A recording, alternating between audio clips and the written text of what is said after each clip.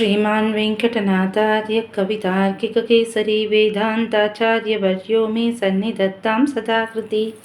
सञ्चार पद्धति श्लोकं 278. कृपाविशेषात् क्षमया समेतां प्रवर्तमानां जगतो विभूत्यै अवैमि नित्यं मणिपादुके त्वाम् आकस्मिकीं रङ्गपते प्रसत्तिम्. பதபதார்த்தம்.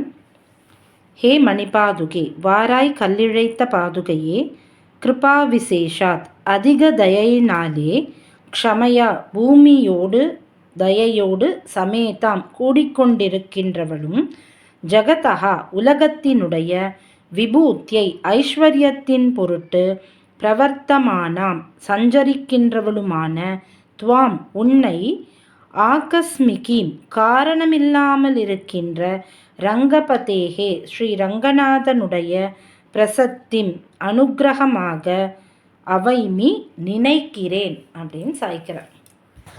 அதாவது போன ஸ்லோகத்தில் உன்னோட திருவடிக்கு ஏற்ற மாதிரி இருக்கிறவோ எங்கள் பாதுகாதேவி அப்படின்னார். அதாவது இப்போ ஒரு பெருமாள் ரங்கன் அப்படின்னாலே அந்த நடையழகு. பெருமாள் சில சமயம் காலை வீசி நடப்பார். அதாவது அந்த திருவடியானது வேகமாக நடந்து வரும். சில சமயம் சின்ன சின்ன அடிகளாகவும் இருக்கும். அப்போது பெருமாளோட திருவடிக்கு ஏற்ற மாதிரி அதே அளவில் இருந்தால் தான் திருவடியை விட்டு அது நழுவாமல் பாதுகாதேவியால் இருக்க முடியும்.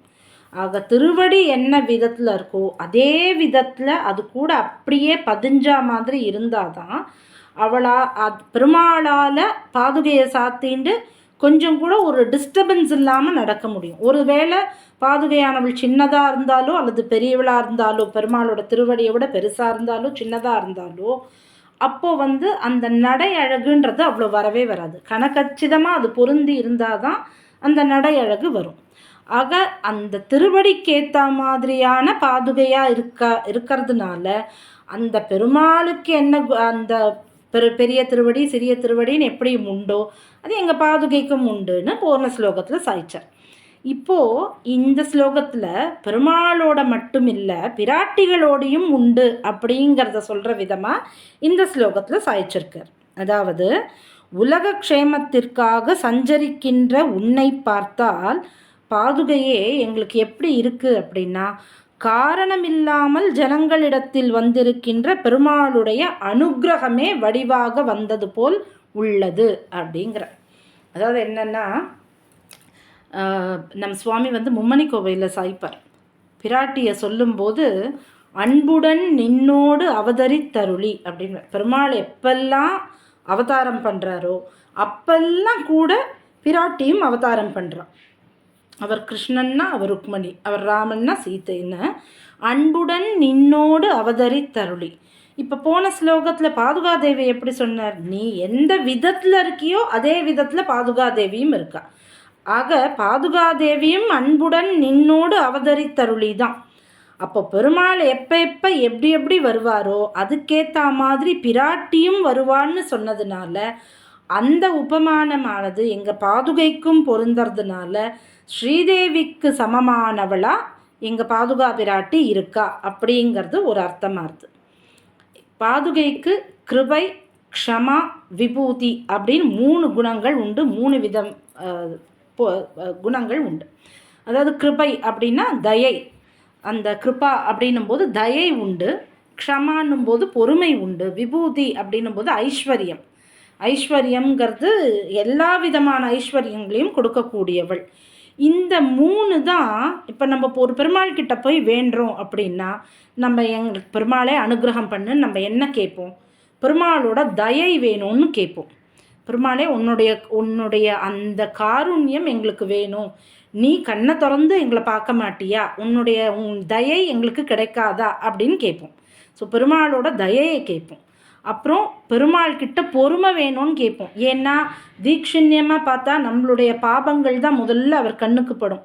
அதனால் எங்கள் பாபங்களை பொறுத்து கொள்கிற அளவுக்கு உமக்கு பொறுமை இருக்கணும் பெருமாளேன்னு நம்ம கேட்போம். நாங்கள் பண்ணுற தப்பெல்லாம் கணிசியாது எங்களை நீ ஒரு க்ஷமை ஒரு பொறுமையோடு எங்களை நீ பார்க்கக்கூடாதான்னு கேட்போம். ஆக பெருமாள் கிட்ட தயையை கேட்போம். பெருமாள் கிட்ட க்ஷமையை வேண்டுவோம். நமக்கு 2 விபூதியிலையும் ஐஸ்வர்யத்தை கேட்போம். நமக்கு இந்த லோகத்தில் இருக்கும்போது இதெல்லாம் வேணும்னு ஒரு லிஸ்ட்டு கொடுப்போம். இதெல்லாம் நாங்கள் அனுபவித்ததுக்கு அப்புறமா எங்களுக்கு மோட்சம் வேணும், அங்கே உனக்கு கைங்கரியம் பண்ணுற அந்த வாய்ப்பு வேணும் அப்படின்னு 2 விபூதியிலையும் இருக்கக்கூடிய ஐஸ்வர்யத்தையும் கேட்போம். இந்த அந்த நித்திய விபூதியில், இந்த லீலா விபூதியில் எல்லாத்துலேயும் நமக்கு எல்லா ஐஸ்வர்யம் வேணும்னு கேட்போம். இந்த 3 தான் நம்ம பெருமாள் கிட்ட கேட்க போகிறோம். நம்ம கேட்குற எல்லாமே இதுக்குள்ளே வந்துடும். நீ தயையோடு இருக்கணும் எங்ககிட்ட, நீ க்ஷமையோடு இருக்கணும், நீ 2 விபூதியிலையும் எங்களுக்கு ஐஸ்வர்யத்தை கொடுக்கணும்.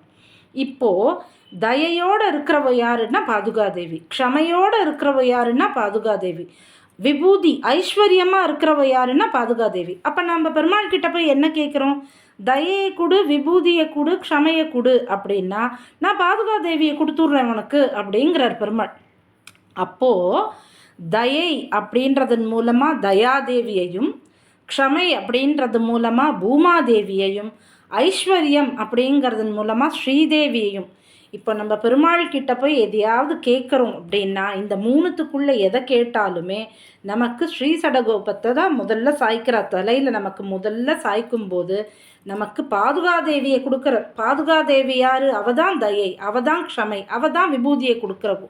ஆக ஸ்ரீதேவி, பூதேவி, தயாதேவி 3 பேரும் சேர்ந்தவ யாருன்னா நம்ம பாதுகாதேவி. இப்போது பெருமாள் கிட்ட போய் நம்ம இதை கேட்குறோம் அப்படின்றதுனால காரணமில்லாமல் ஜனங்களிடத்தில் வந்திருக்கின்ற பெருமாளுடைய அனுகிரகம். நம்ம ஏதோ ஒரு பெரிய தபஸ் பண்ணிட்டு, பெருசாக தியானம் பண்ணிட்டு, பெரிய யாகத்தை நடத்திட்டு, அந்த மாதிரிலாம் இதெல்லாம் நான் பண்ணியிருக்கேன், எனக்கு இதுக்காக கொடுன்னு நம்ம ஒரு காரணத்தோடலாம் பெருமாள் கிட்ட போய் கேட்கவே இல்லை. காரணமே இல்லாமல் நம்மக்கிட்ட அவருக்கு ஒரு தயை வருதுன்னா அது யாராலன்னா அந்த பாதுகாதேவியால் தான். ஆக அந்த அனுகிரகமே, பெருமாளோட அனுகிரகம்ன்றது எப்படி நமக்கு வருதுன்னா பாதுகையின் ரூபமாகத்தான் வருது. ஆக போன ஸ்லோகத்துலேயும் அதுக்கு முன்னாடி ஸ்லோகத்துலேயும் பெருமாளுக்கு ஈக்குவேட் பண்ணார் நம் சுவாமி. இப்போது தயாதேவி, பூமாதேவி, ஸ்ரீதேவி 3 பேருக்கு சமானம் யாருன்னா எங்கள் பாதுகாதேவி. ஏன்னா இந்த 3 தான் உங்ககிட்ட நாங்கள் கேட்குறோம் பெருமாளை எப்போவுமே.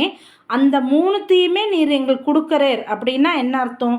பாதுகாதேவியை நீர் எங்களுக்கு கொடுத்தாலே நீர் இந்த 3த்தையும் எங்களுக்கு கொடுத்ததா அர்த்தம்னா. ஏன் அப்படின்னா பாதுகாதேவிக்கு இந்த 3 குணமுமே உண்டு. இந்த 3 குணமும் ஒரே அளவு இருக்கிறதுனால தான் நம்ம பெருமாள் கிட்ட எதையாவது கேட்டால் உடனே நமக்கு அந்த ஸ்ரீசடகோபத்தின் மூலமாக நமக்கு அந்த பலனை பெருமாள் கொடுத்துடுறார். ஆக இந்த ஸ்லோகத்தின் மூலமாக பெருமாளுக்கு மட்டும் சமமானவள் இல்லை எங்கள் பிராட்டி பாதுகாதேவி, அந்த 3 பிராட்டிகளுக்கும் சமமானவள் தான் எங்கள் பாதுகாதேவி அப்படின்னு இந்த ஸ்லோகத்தின் மூலமாக நிர்தாரணம் பண்ணுறார். அடியே கவிதார்க்கிக சிம்மாய கல்யாண குணசாலினே ஸ்ரீமதே வெங்கடேசாய வேதாந்த குரவே நமஹா.